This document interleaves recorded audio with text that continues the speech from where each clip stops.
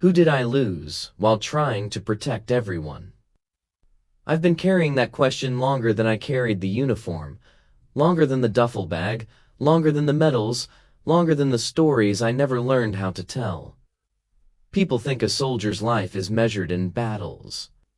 But mine was measured in quiet kitchens, in empty passenger seats, in the distance between my voice and the people I loved. I came home in one piece. That's what everyone said. One piece. But nobody asked how many pieces I left behind in the shape of the man I used to be. My wife noticed first.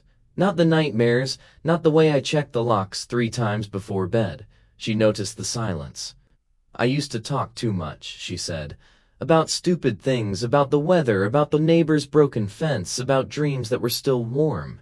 Then I came back and my words turned into stones. Heavy, careful, counted. I thought I was protecting her from the weight inside my chest. I thought love meant holding the door closed even when the house was on fire.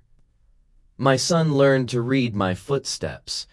He knew which version of me was walking through the hallway before I even reached the light. The soft step meant safe. The fast step meant stay in your room.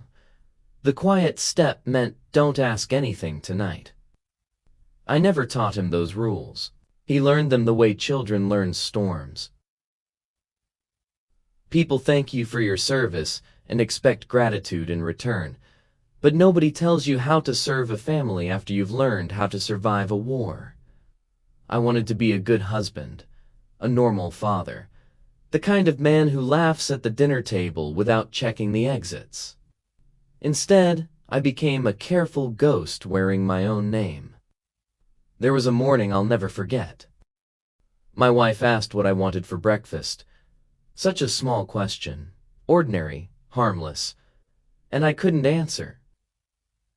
Not because I didn't know what to eat, but because I didn't know who was supposed to answer her. The man before the uniform? The man inside it? Or the stranger sitting in our kitchen pretending to belong? She waited. I remember that. She waited longer than anyone had ever waited for me. And all I could give her was a shrug shaped like an apology. That's how relationships break. Not with shouting, not with slammed doors, but with questions that no longer have a home. I told myself I was being strong. Men are supposed to be strong, quiet, reliable. But strength can be a wall if you build it in the wrong place. I built mine right between my heart and the people trying to reach it. My daughter used to sit on my boots when she was little. She said they smelled like roads.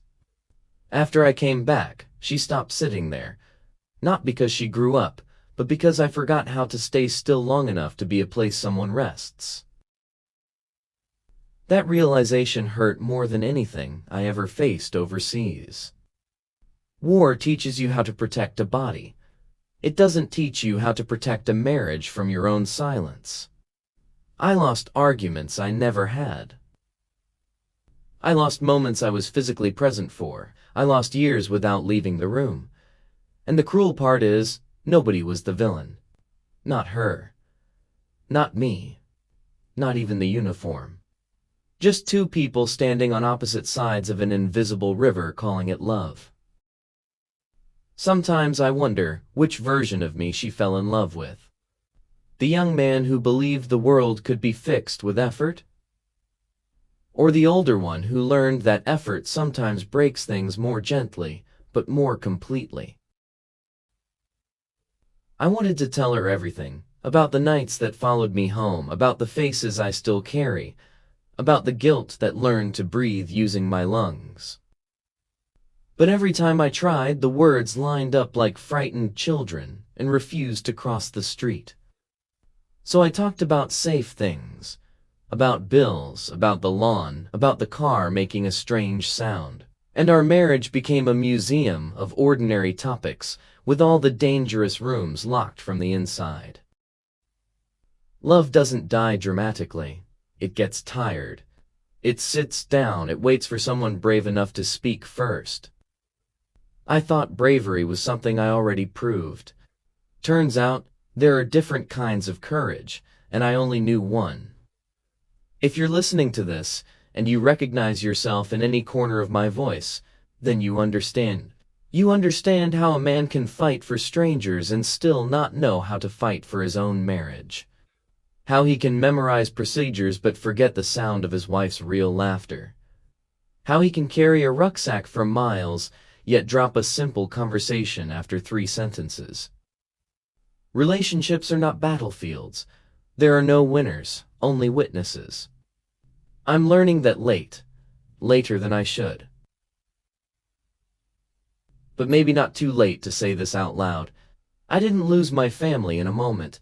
I misplaced them one unsaid sentence at the time. And I'm still trying to find the way back using a map nobody issued me. Maybe you are too. Maybe the question I started with isn't just mine. Who did we lose while trying to protect everyone?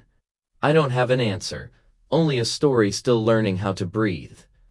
And if this moment feels familiar, I'm here listening. You're not alone.